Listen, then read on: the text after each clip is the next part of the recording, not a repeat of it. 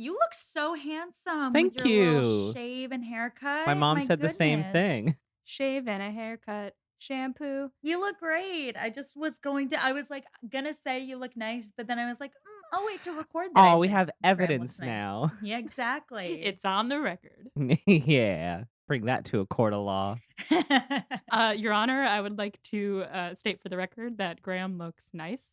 The record clearly says that my mom thinks I look handsome, Your Honor. And we have some corroborating evidence from my mom friend, who's the quintessential mom friend of all wine mom friends out there. It's true. That's really like Graham. You don't understand. When I was in No, I college, saw the like Target glasses. wow, clocked. Those are all gifts. I will say this. I have a friend's mom who got me a wine glass that says good day and then bad day and Don't then ask. don't ask. With different gradations.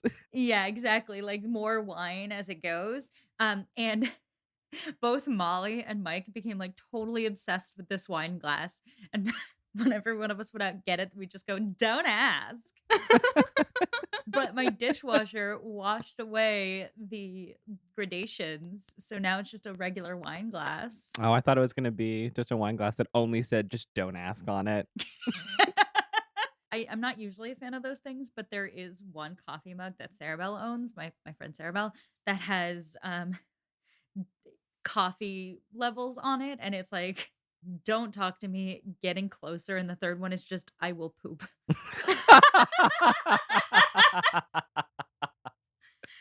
That's so good. Oh, I really like that. I just like that it's predetermined. I will poop. I will poop. It almost sounds like a threat.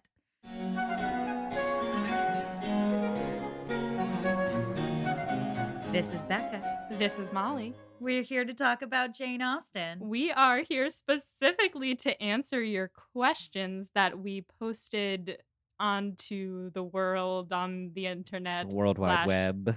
The World Wide Web. And we are here specifically to talk with Graham. Did I ruin my intro? Did I come in too early? No, it was a nice teaser. For those of you who've been listening to us for a while, you might remember Graham, our audio engineer. Graham, say a good old big hi to the people. Hello, people. So we put out a call for questions to all of you, and we got so many, but we don't have enough time to answer all of them. So we've selected approximately 30, maybe 29. I don't remember how many. And we're gonna talk about them. Graham is gonna ask them to us, propose the questions, be our host, if you will. And I think we should just dive in. What do you all think? I think so. I just wanted to say a big thank you to all of our listeners and our followers on Instagram who sent us questions. We loved all of your questions. We have only time for a few, but I just wanted to say thank you anyway. And you guys are great. Yeah, it did make us very, very happy to see how many questions we got because I feel like there's always oh, I don't know, like, well, people ask us questions and then they're just like spilling in, and it's so exciting to see that you are listening and want to know things. So thanks for participating. Absolutely. Thank you, everyone. So the first question I have is a fun one. It is try ranking all of the Austen men from Pride and Prejudice and Sense and Sensibility in one list. So I feel like Wickham goes to the bottom. I guess I agree. Wickham, and then above Wickham is probably Willoughby. Yes. And then above that, I'd put Mr. Collins. Sure. Actually, can we put Mr. Collins below Willoughby? That's unfair. I was gonna suggest that actually. That's unfair to my boy. I think that's unfair to movie Collins, but I think that book Collins is a big asshole. That's fair. Yep. Okay. The other thing is that, yes, Willoughby is a villain and Collins is not, but Willoughby has a lot of intrigue and he's hot and he's one of Jane Austen's best fleshed out villains. So yes, I think he gets a little edge over Collins because you just look at Collins and you're like, oh, It's just some no. guy. Yeah, I want to make a case for, not that I like Willoughby, I don't, but imagine being in Willoughby's position for a minute. And you know, when you are in a situation and it gets out of your control and you're like I wish I could reel this back in, but it's too late. Like, I kind of feel like, and this is not, I'm not, this is devil's advocate. Because I was gonna say he the thing he did that got things out of control was seducing and impregnating a like 15-year-old girl. Yes, yes. I think he's not a good guy. He Fellas, don't is you hate it when? But I'm saying that, like, I think that he is just aware enough of how shitty he is that he has remorse, and that puts him above Collins, who I don't think has remorse Yeah. Or any awareness at or all. awareness in general, yeah. So, okay, so we've got Wickham and then Collins and then Willoughby. Here's a question. Are we ranking how far out are we ranking? Are we ranking just like potential love interests or are we ranking guys like Daddy Bennett and Mr. Palmer? I'm including Daddy Bennett, and I would like to include Mr. Palmer, but I think that if we include Mr. Palmer, we have to include Mr. Jennings, and then we have to include, like, all of the Mr. Forresters and Mr. Jennings. Mr. Sir John Middleton. There you go. So I think that let's keep it to love interests and Daddy Bennett. Okay. Love interest and Daddy Bennett makes things simple because I was going to be like, because if we're doing more, we'll have to add John Dashwood and he's at the very bottom. Yeah. Yeah, you're right. Okay, so right now we have Wickham, Collins, Willoughby.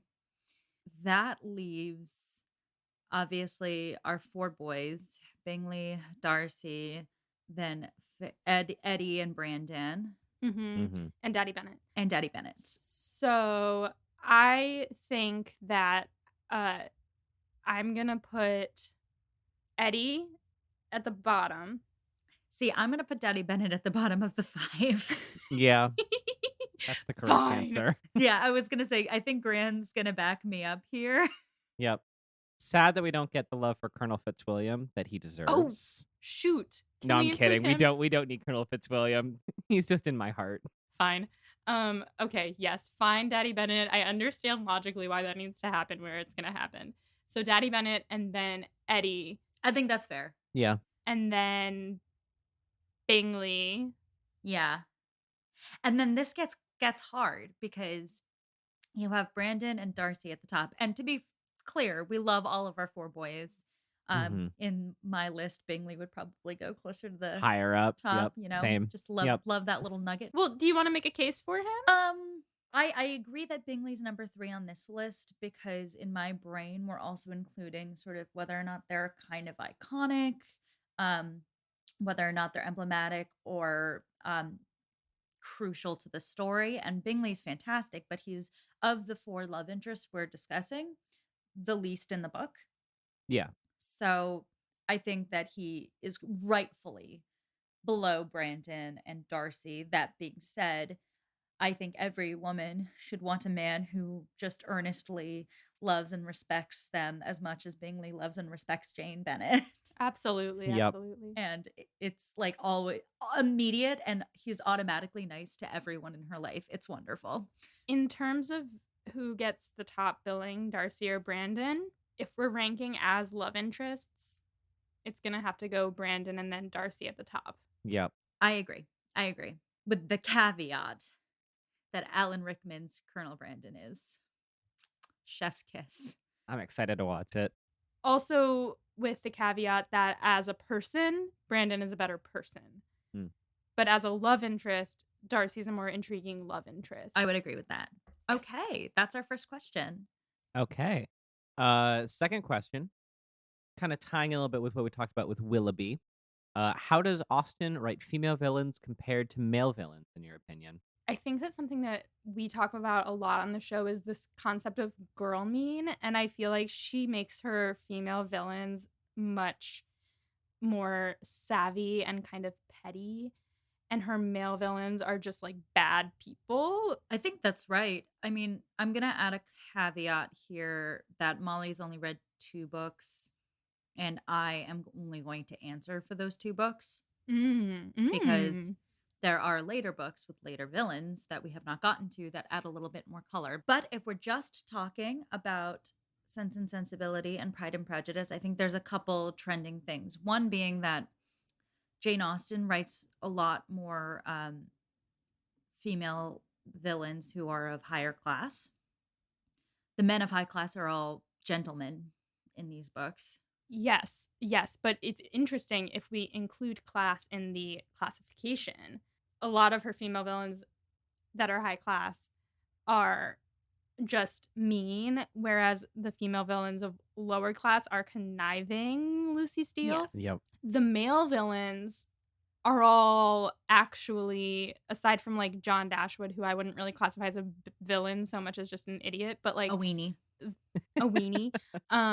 The male villains, Wickham and Willoughby, have both fallen from high class and are struggling financially, and that's something to take into account as well, is that, like, her class commentary, I think is more of a thing than her gender commentary in this case. I agree. I do think there's something to how what's threatening about both Wickham and Willoughby are their Pedophilia? yes, but I was gonna say deceptive seduction. They're both, taking advantage of young, impressionable women, but Lucy Steele's also doing that with young, impressionable men. So I think it's interesting that Lucy in this world acts more like the male villains than the female villains, like Catherine de Bourgh or Penny Dashwood or Caroline Bingley. But it's also interesting because I think we can all agree Lucy Steele is the smartest and coolest of the villains. Oh, yeah.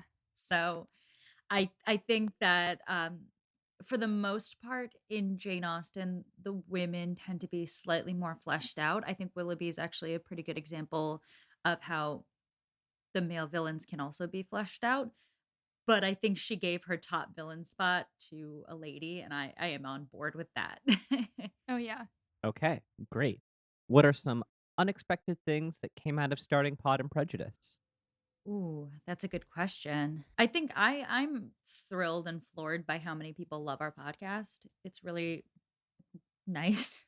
Yeah, I think I for me, it's a similar answer in that I definitely wanted people to love our podcast, but when we started it, we were like, "It's okay if nobody listens." Like, we wanna make good content, but it's definitely gonna be a small niche because it's Austen and blah, blah, blah, blah. But at that time, I didn't really understand how large the Austen fandom was and how they are interested in a lot of the same things that we're interested in. Like, there's a huge fantasy crossover and all of this stuff, so the number of people listening to the podcast has been a lovely surprise, and during the pandemic, there was a time when a lot of people were crafting and sending us stuff, and that was really sweet. Really fun fact, you guys. During that time, someone sent us some lovely painted prints of two love Oh, interests. yeah. And at the time, one of them was Darcy and one of them was Alan Rickman's Colonel Brandon. And Molly was like, I don't know who this other guy is, so I'll take the Darcy one. And I was like, and I was like, I'll take the Colonel Brandon one. But I was like, I'll take the other guy. And now Molly's furious that I got Colonel Brandon. Do you think love and dating is easier or harder after reading Austen? So I have never dated before reading Jane Austen. So I'm the wrong person to ask about this. So we'll defer to Molly on this one. I think because I'm not primarily dating men, my perception of love and dating is not super duper affected because I'm not comparing the people that I'm dating to Mr. Darcy or Colonel Brandon, for example. Um, but I don't know. I'll circle back to this question once I've gone on a few post-pandemic dates in the far future because we are living in a cyclic health cycle. All right. Well, on that lovely note, which Austen lady do you think that you're the most like? Oh ho ho ho. Can we expand this question to include all of the characters? Yeah, for sure. Cool, because I think that I am unfortunately a Mr. Darcy. Oh, I'm sorry. Unfortunately, you're the most loved, best romantic interest in the entire Austen canon. The most He's a ubiquitous love interest. he's a beloved romantic interest, however, he is a disaster when it comes to expressing himself. That's fair. That's true.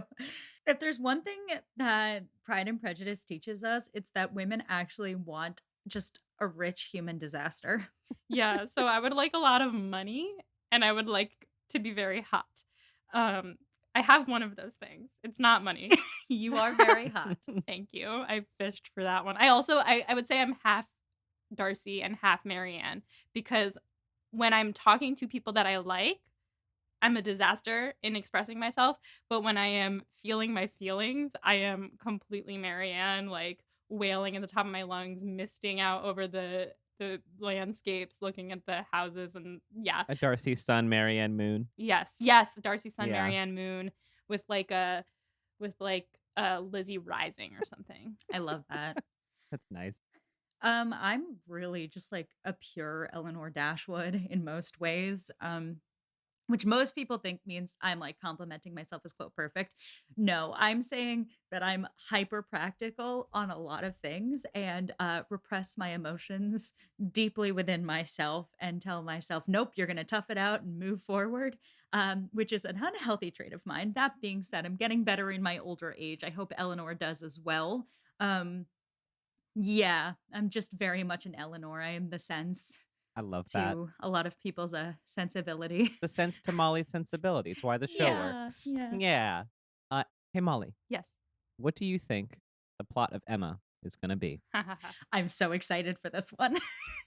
So I wanna just also draw attention to the fact that this person said because it has the vaguest title, but all the titles are pretty vague. I mean, I know Pride and Prejudice and Sense and Sensibility. I guess okay, and Northanger Abbey is about an abbey, and Mansfield Park is about a park, but uh, Emma is gonna be about a girl named Emma, Good start. and with the caveat that I know someone who is named after this book and loves it and said that it's because she loves to set people up. I think it's going to be about someone who's trying to set people up. She's like trying to play matchmaker. That much I think I know. But in terms of the plot, um let's see. She's an only child and she's um rich probably, and she's got a lot of friends. She's like a popular lady, and she goes to a lot of parties. This is so far pretty standard. And but her friends are all um single, and so she's trying to set them up with people. But guess what? She falls in love with one of the boys that she's trying to set up her best friend with. And but her best friend has a crush on him. And so she's like, doing the whole setting them up thing. And like, she meets with him to be like, date my friend. But then he's like, oh, but I like you. And she's like, fuck, I like you too. And then her friendship gets ruined momentarily. And they have to uh, talk about their feelings together eventually. And in the end, female friendship is the star of the show, and they forgive each other, but also she probably gets the guy. That's my guess. I like that it's kind of a Regency era Hello Dolly. I've actually never seen Hello Dolly. You've never It's seen. Oh, it's great. fine. Hey, Graham, you're one of the first people to witness my spoiler face. Oh, it's good. The thing is, I didn't even realize you were doing spoiler face because it's just good. That's just your face, Becca. Resting spoiler face. I don't want to brag, but I do have a BS in theater. Yeah, we all do. Yeah, we do. Listeners, we all have bachelors of science in theater. Yeah, it's a real BS so degree. we literally have each a BS degree in theater. It's funny because that stands for bullshit. Molly, we can't swear. My mom listens. We're gonna get another 1-star review about our cussing. Okay, Graham. I think we're ready for the next one. All right, next one. What would you most like to see happen in the next Austen book we read? I think we kind of got that. Molly just gave us the play-by-play Well, of what she wants. This is what she thought would happen. What do you want to happen, Molly? I Oh. would really love to see characters who are not of a high class as the star of the show. Not in the end game has to be that they marry into a high class, and not in a villainy way. I understand that like we got Eleanor and Edward ending up not in a higher class, and that was like great for them. They ended up kind of middle class and happy. Well, but they both started high class and kind of fell. So I would like to see characters for whom marrying up is not the goal, and for whom that's not even like part of the plot. Like for Edward and Eleanor was kind of like scandalous that they weren't going to marry up. Well, I don't know, maybe I got that with Eleanor, but I think that it would just be cool to not like, as much as I love saying The Economics of Dating in Jane Austen, I think Graham, it the would be sound effect. Oh man. I would love to see, something where that's not the entire plot line. All right. I will neither confirm nor deny any of that. I'd like to see another like a new inciting incident that isn't oh no, our money. Yes, yes, you're right, that too. Seems like it's everyone so far. Yeah. Who do you think would make the best fem slash pairing, you two? I'm still a diehard for Mary and Anne de Berg. Oh yeah. That is nice. Ooh, What? hear me out. Hate sex between Eleanor and Lucy Steele. Hear me out, because it saves two birds with one stone. Charlotte and Anne de Berg. Because I feel Charlotte deserves better. And she'd be richer.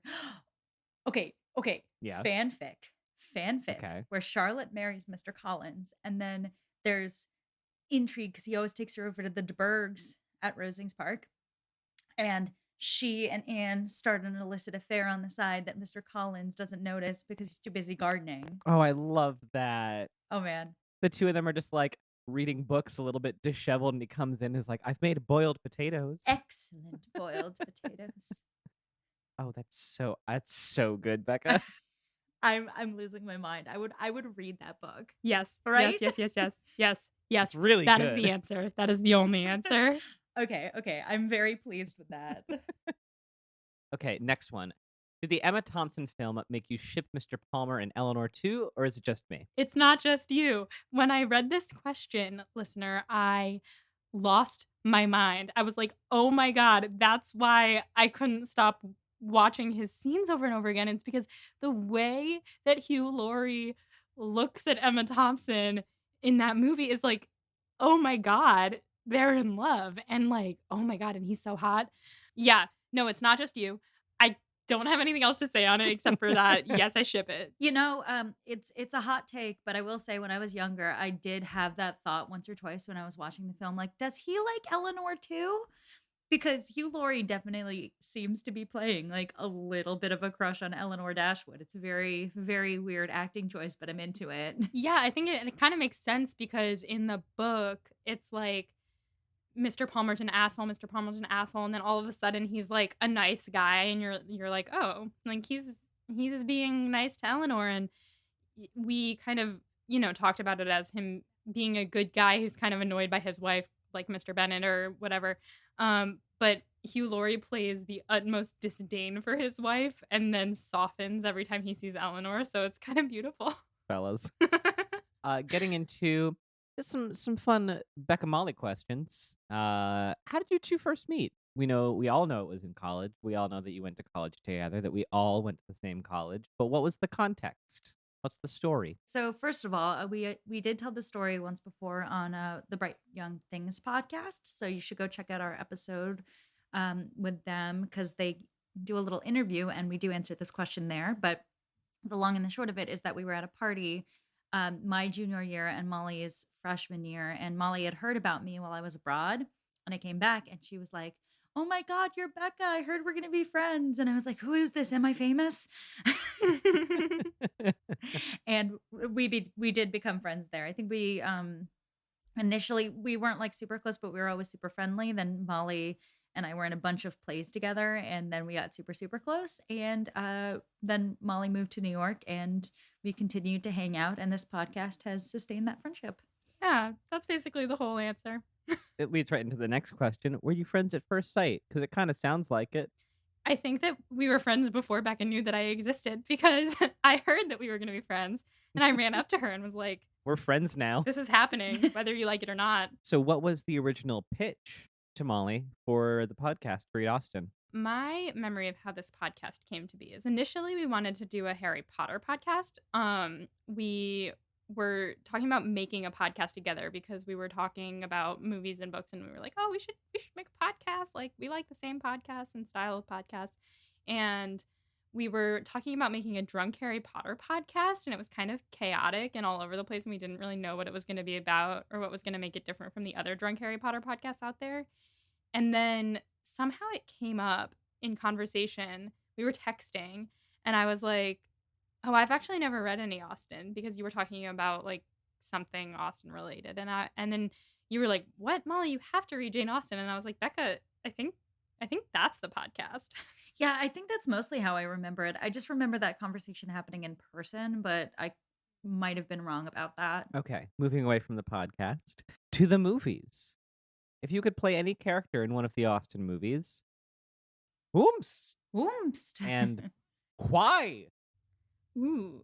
See, Becca's also wearing her whomst I shirt. am wearing my Whomst sweatshirt. Do you get a bunch of compliments on your whomst shirt? Yes. I do too on the tank top. Every single person I'm around, like strangers, my coworkers, all tell me it's really nice. Shouts to Jess who designed our Whomst shirt. You can go get yourself one. They're really fashionable and cool. And everyone's going to tell you that it looks really great. So my answer to this is I would want to play Fanny Dashwood. Oh, that is definitely your typecast. Graham, you haven't watched the film yet, but there is a moment in the film where Fanny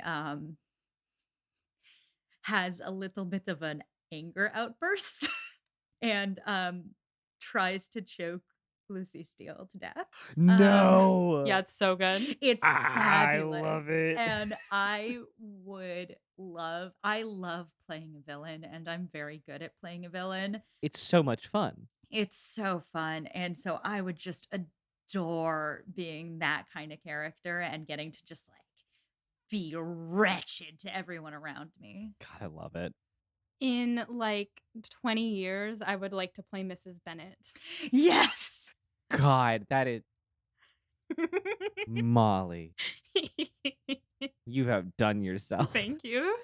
Hair toss. Graham, which one would you want to play? I'm thinking about it, and you know how I'm trying so hard with Sense and Sensibility, but there's so many balls in the air, and I barely know who the men are. Yeah, fair. So it's kind of between like Wickham, Darcy, and Bingley, and I don't think I'm hot enough to make Wickham work. Like, I'm a handsome man. We've established this on the record. But I think you know what? No, actually, I want to be Wickham because I once had an acting teacher tell me that he doesn't know if he wants to give me a hug or run away from me screaming. And I think that's what Wickham needs. You have to Yes. like him. That's the exact energy of Wickham. Like, you have to be endeared to him. If you're not, then he doesn't work. Yeah, I was gonna say you should be Wickham too. It'd be so fun. Yeah. Be a little terrible little shit man. So, are we watching the miniseries? We will be watching the miniseries. We will be doing a lot of adaptations. A lot of you asked about what the plan is moving forward. And as it was with Pride and Prejudice, we're going to watch the miniseries. We're going to watch some adaptations. We know that Pride and Prejudice has been like the adaptations are coming, and they are still. We just really wanted to get onto the next book. But we will be watching the miniseries along with all of those other things. Yeah, I want to be really clear about this because I talk a lot about how much I love the Sense and Sensibility movie. That being said, I also really love the 2008 miniseries of Sense and Sensibility, and I would never skip it. I want to be clear; it's so good. It's gonna be a great time. But we're starting with the movie because just in general we go in chronological order. But we do really want to do as much movie content as we can, and obviously, we haven't gone all the way back to the 1970s miniseries and There's stuff. a 1970s miniseries. There's, like, a lot from the 70s and 80s that was on, like, the BBC, But it's awful. and we haven't, like, revisited. I've heard some of them are good. I've heard some of them are not great. The Sense and Sensibility one, all I've seen is a picture, and let me find it and send it to the group I'm really so quickly. excited. It's Oh, that reminds me. I also want to watch the 1940s Pride and Prejudice. It's my grandma's favorite There's a adaptation. 1940s Pride and Prejudice. Starring none other than Laurence Olivier. Am I lying about that? Is that a complete bold-faced lie? I have no idea. You know more about this than I do. Listeners, you can tell me if I just lied to your faces, but I'm pretty sure Laurence Olivier is in it. I'll ask my grandma. I've heard about that, but that takes place in the US. Yeah, and I think I think we need to watch it. It sounds like a lot. That screenshot from the Oh. I The hair. am not against this. I know. I love the hair. It somehow feels more appropriate to Austin, even though it's very, very 70s. Yeah, his bangs. This looks like a band that would do the most banger Beatles covers. Oh yeah. Oh yeah. They look a little bit like they would also grab a beer at the bar afterwards with their fans. Oh yeah. You know what they look like? My girlfriend and I liked your vibe from across the bar. We'll have to post this to our story when this goes out. Yes. Anyway, yeah, that's Yeah. that's the answer to that question. To the miniseries. Can you rate more characters as either compost or This garbage? is great. Let's only do a couple, really, just because Mm-hmm. this could go on forever. Lightning round. Daddy Bennett, Compost. Compost. Mrs. Bennett. Not even neither. Mrs. Bennett she's compost. Yeah, she's compost. Compost. Yeah, Collins. garbage. Garbage. Fine. Oh, Were you gonna He's say just a compost? guy. He's just a guy. He is just a guy. You know what? Yeah, it's hard because I feel like the only truly garbage people are like. Well, let's keep going. Let's keep going. Keep going. He could go either way. Yeah. yeah. Lady Middleton. Ooh, I stumped you. Yeah, this is hard because she's like not evil enough. Garbage. I'm gonna say garbage. Let's do one more. Ooh, I'm gonna make it a far reach back. We're gonna do Mr. Hurst. Mr. Hurst. He's compost. I'm gonna say garbage. Here's a fun one. You have to marry an Austen character and you cannot get divorced. Whomst is your person? I'm gonna marry Colonel Brandon. yeah. Yeah. The utter devotion and kindness. I would marry Bingley. Oh, It was yeah. fun and delightful. Yeah, you would. That's your That little type. golden retriever gamer boy. yeah, that's right. Listeners, tell me if I'm wrong here, but I saw a couple posts online about this and I related really hard. There's an unholy partnership between book girls and gamer guys. Let us know if that describes you and your SO. Gender aside. I love that. Would you rather live in Pride and Prejudice or Sense and Sensibility? And what would your life look like there? I think this is easy. Yeah, I would rather live in Sense and Sensibility. A seaside tale. Okay. Oh, I was going to say Pride and Prejudice. whoa. Okay. Whoa. I would rather live in Sense and Sensibility because if I was going to be like one of the sisters, for example, I would rather be in a family where everyone loves each other and is nice to each other and cares so much about each other instead of such a high stress, high chaos environment. I mean, yeah, I was going to choose Pride and Prejudice because Sense and Sensibility is just filled with like tragedy after tragedy after tragedy. And Pride, no matter how much everyone loves each other, it's very intense. Whereas Pride and Prejudice is, there's some stressful moments, but it's mostly just everyone hanging out and being funny together. Graham, what do you think? I love the idea of being near the sea, but that's the only thing tying me to Sense and It's a seaside Sensibility. tale. Because it's a seaside tale. You can't get away from the sea. But also, I think probably Pride and Prejudice, because like, if you're your Marys Bennets, then kind of nothing bad happens to you. You're just chilling. It doesn't really matter so much that like, yeah, your family's got financial troubles. I'm gonna go read and play the pianoforte. True. But I do take Molly's point. It would be if the question were which family would you rather be in, I think it's probably better to be a Dashwood. They're a little bit 100% a they're a little bit of a Dashwood. healthier family unit. Oh Yeah, yeah. and I didn't even think about the tragedy after tragedy after tragedy because I feel like the last not to get too dark, but the last 2 years I've become kind of accustomed to tragedy after tragedy. Yeah, exactly. So I'm thinking that I would rather be surrounded by love and friendship than chaos in such a time. Moving a little bit away from Austen into books in general. Outside of Austen, what's your favorite genre to read?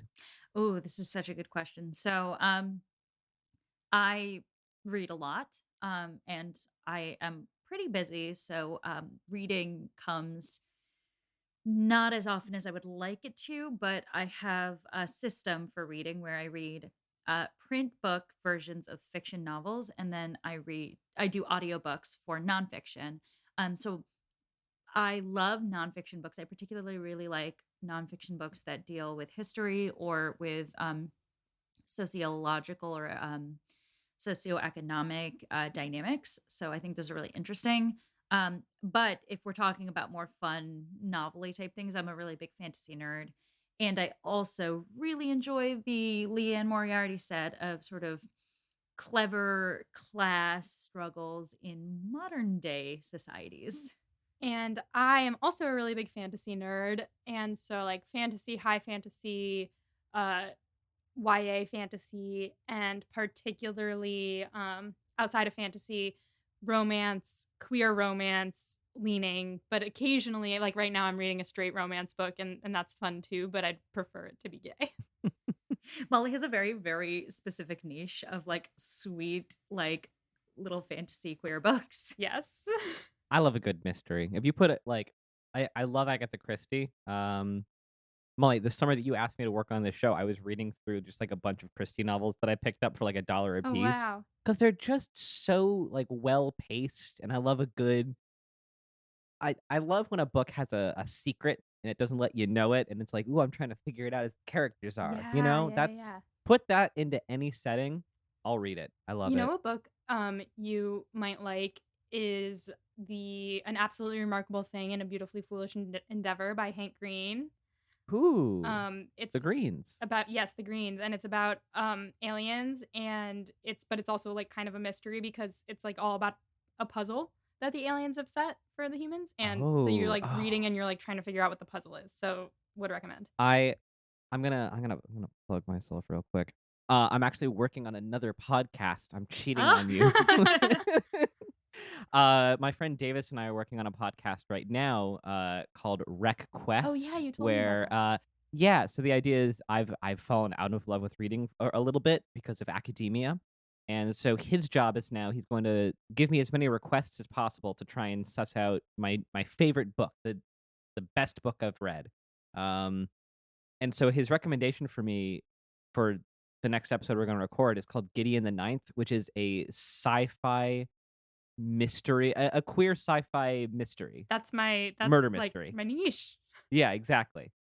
Queer sci-fi murder mystery. So check out Gideon the Ninth, because and then also at some point, maybe check out RecQuest when that starts dropping, whenever it does. Next question. All-time favorite book? This is so hard. I only recently, and by recently I mean probably around November 2019, started reading for fun again outside of like rereading Harry Potter, because academia, like you were saying. So I used to say that my favorite book of all time was The Phantom Tollbooth, and I think that, I mean, it still holds up. Obviously, I reread it in college, and I was like, wow, this is a beautiful book. But the book that I've read the most recently that I'm like, I want to tattoo this on my body is Under the Whispering Door by TJ Klune. And I think that might be one of my favorite books of all time. I love that. So I learned to read on the Harry Potter books. I started reading them when my dad read them to me when I was 4, so they have a special place in my heart. Um, Recent events aside. But my favorite book of all time is probably Wuthering Heights, which I said before on the podcast, and we got some backlash. But to be clear, I love Wuthering Heights. It's not a romantic book, it's a horror, a cautionary tale, and a little bit of a philosophical exploration of how evil forms and what evil means when true love and compassion are there alongside evil. I think it's one of the most interesting books of all time. I think it's wild that it was written by a woman who was, not out on the town very much and died young. So, love Wuthering Heights. I have to cite that one as my fave. What is your favorite non-Austen book that you've read this year? This was a great question, and it is a different answer for me. I had to narrow it down to 2 because I couldn't choose, but, the first one is The Vanishing Half by Britt Oh Bennett. yeah, that was really A good. really fantastic book. It's about 2 light-skinned, Black women who are identical twins, and one, really explores, like, her identity through Blackness, and the other, passes for white through life, and it's a really interesting commentary about American identity and race dynamics. It's a really wonderful book, highly recommend it. And then the second, and this is gonna be a plot twist, I just recently finished, the Lord of the Rings series. Nice. And I was kinda lukewarm on the first 2 books. They were really dry and really long and didn't have much going on, but I loved the Return of the King, and I loved the way Return of the King ended.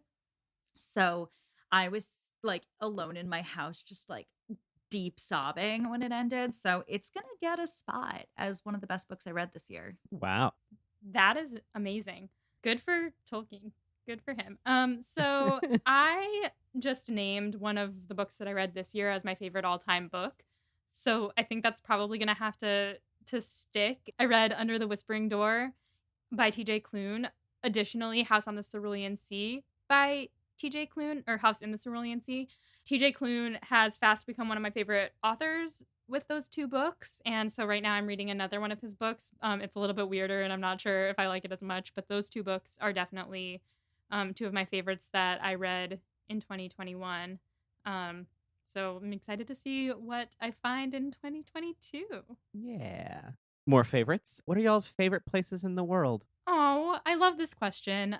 I have done a lot of traveling in my life. My family always used to go on, like, fun trips for holidays, and, I also studied abroad, and I studied abroad in Russia. I think that one of my favorite places in the world is Moscow. Graham also studied abroad in Russia, I did. It was beautiful.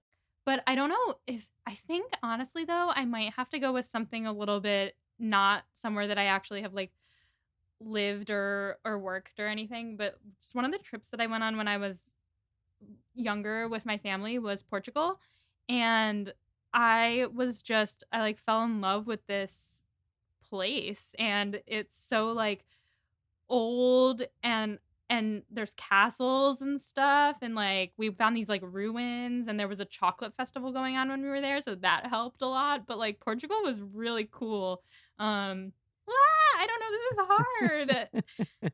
Becca, help her out. Yeah, so I mean, I have a lot of emotional connections to a lot of places I've been in the world, but for me, my favorite place is always on a beach. I like being on a beach when it's deserted at night and the waves are at their wildest, and you're sitting and watching the water. That is my favorite place. I particularly love this on Long Island because that's where I grew up going to the beach. But any beach where I can sit and enjoy the water late at night is my favorite place. That is very beautiful. That's so lovely. What is the best kind of jam for a PB&J? Because there's a right answer. I wanna see if I, have the right answer per Graham's request. The answer for me is blackberry jam. Oh. Actually, that sounds really That's good. not the right answer, that's the best answer. That's the Yeah, secret ending. that was a surprise twist. I was gonna say that the right answer is probably, like, a strawberry preserve, Yeah, obviously, it's strawberry, but hang on a minute. but hang on a minute, though.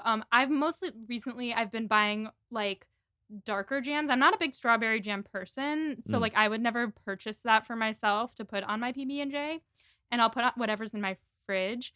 I got a jam called Bluebarb, which was rhubarb and blueberry, and that is a very good jam. I think it is still in Becca's fridge. But it is a banger, and I would put that on my PB&J, but actually blackberry is the right answer. Yeah, I'm a jam boy. I grew up with a bunch of little berry bushes in my backyard. My mom made jams every single summer, so I'm very, very picky about jams, and I never once for a moment thought blackberry jam on a PB&J would be something.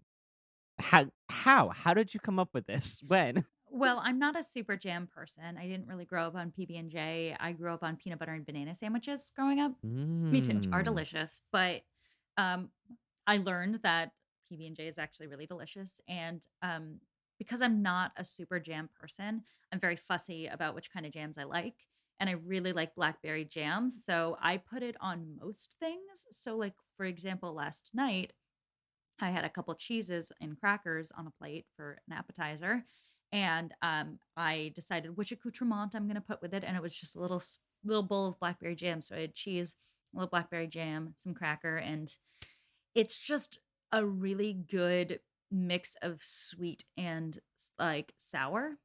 Yeah, a little tart. It's got the right amount of tart to counteract how sticky sweet peanut butter is. Well, I know what I'm doing later today. Yeah, I Yes. was just thinking, I don't have any jam in my apartment, but I need to get some because now I'm 1, hungry, and 2, want a PB&J. Yeah, right? And Johnson for one. What is everyone's favorite meme to quote?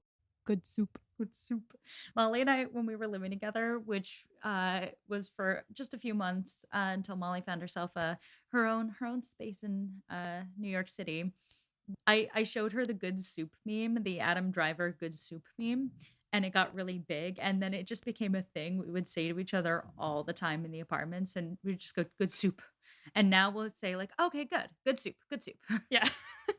Hey, why can't we all live in a Regency era mansion forever? Is the next question. Yeah, I wonder that That's a too. really good question. We should. I mean, there's the whole like work, life, family obligations thing. But theoretically, what would be ideal is for the three of us to go purchase a small castle in the middle of the UK, or mansion, I guess. Yeah, Regency era manse. And Molly and I can get those little like duck bonnets that they wear, Mhm. Mhm. and Empire waist dresses. Graham, you can get those tweed pants that really accentuate the calves. You can bring your cat. I'll bring my boyfriend. Molly can bring her dog and her mother, and we can all this came from Molly wanting to bring her dog, but saying, "No, my mom will kill me." Bring your Yeah, mom. so I get my mom and they get their pets and significant others. We get our pets. As if your mother's not as good as my boyfriend and Graham's My cat. mom will be thrilled to come along. Amazing. And we'll like make tea buns, like bath buns. We'll make like Yeah. I'll tea. bring my We'll spinning wheel. And because we're actually in the modern era, we can also each have an office where we can do our work from I home. like that. Oh, don't say that. I'll work forever. So yes, the answer is this sounds amazing, and yeah, we're gonna go do that right now. Yep. Just become a patron so that we can afford it. Our new patron goals. Oh, almost done. Is there any chance that we can release weekly episodes? Sadly, not quite yet. That is a far off goal that we have. However, with all of us at full time jobs, it's a bit much. We wanted to address this because we have gotten this question a few times, and we would love to, but it's physically impossible right now. It's nice that everyone wants us to do it, but Yeah. it's just not feasible. Yeah. Yeah, it makes us feel good, but right now it's like working two full time jobs Oh, yeah. because daytime is for work and nighttime is for podcast work. Mhm. What's gonna happen after we've read all the Austins? Quite honestly, we don't know. I mean, here's the thing. We just finished Sense and Sensibility, our second Jane Austen book, and there is still movie content to do. And then we wanted to do some extra Pride and Prejudice adaptation content. And there are so many other books, and we've been doing this podcast for well over 2 years now.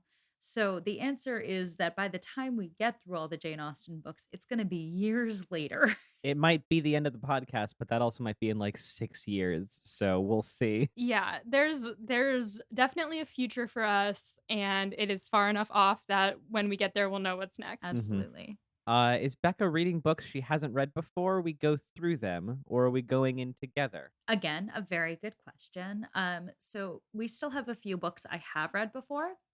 And the good news is that's going to be another few years. So basically, what you're seeing here on the part of this podcast team is a little bit of procrastination, where we are doing the easiest part first, which is following all through all the books that work with our current structure. Once we get through that, then we'll have a conversation and discuss what we want to do for the books I haven't read. There are way fewer than there are books I have read, so just count on us finishing up those first. Yeah, and we love hearing from you. So if you have, want if you want to tell us what would be interesting to you as listeners, we'd love to hear that and take it into consideration when we're planning out those episodes. All right, and finally, a question asked by several people. What's the next book? What's season 3? We've gotten this question a couple times, and we're actually not really hiding it. It's been on our Instagram. It's actually on our highlight reel right now. But Molly, what's our next book? Emma. Emma!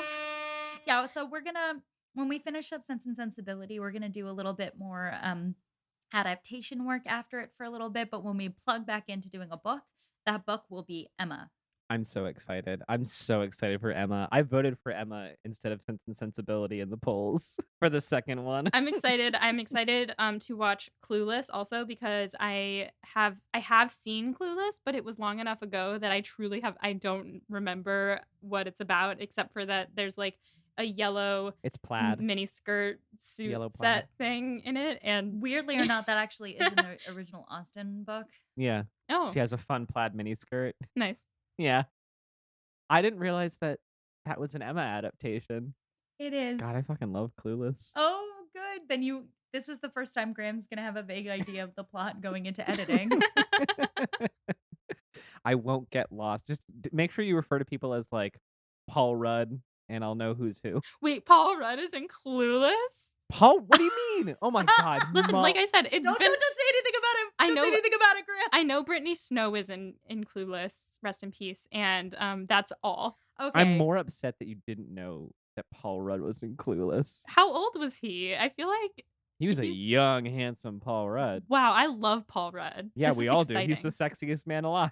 I'm not gonna fight you on that, but He was voted. I think he was literally given the title. Wait, he Sexiest literally Man Alive was? recently. He was knighted as the sexiest man alive. listen, I agree. I just didn't realize that so did the People magazine. Oh, the people of the world agree. Wow. Good for you, Paul Rudd. All right, anyway, I'm so sorry. Yeah, That's he really needs our validation. Paul Rudd, if you want to come on this show. Paul Rudd, if you want to hold my hand. Paul Rudd, if you want to hold me gently. All right. On that note, Well, thanks, Graham, for coming on and asking us these questions. This has been so fun. Yeah. And I can't wait to have you back on the show for more things because Molly, I I'm love always on the talking show. to you. You're always I on just the don't show, talk. but I can't wait to hear your voice on the show more because I feel like we need to have that. That needs to happen more soon. I would love it. absolutely. Thank you so much, Graham. Thanks so much, everyone, for your questions. And until next time, stay proper. And Graham, you want to take it away? Yeah. Find yourself a Paul Rudd. That's exactly what I was gonna say. Oh, good. Good soup. Good soup. Pod and Prejudice is edited by Molly Burdick and audio produced by Graham Cook. Our show art is designed by Torrance Brown. Our show is transcribed by SpeechDocs Podcast Transcription. For transcripts and to learn more about our team, check out our website at podandprejudice.com. To keep up with the show, you can follow us on Twitter, Instagram, and Facebook at Pod and Prejudice. If you love what you hear, check out our Patreon at patreon.com/podandprejudice to see how you can support us, or just drop us a rating and a review wherever you listen to podcasts. Thanks for listening.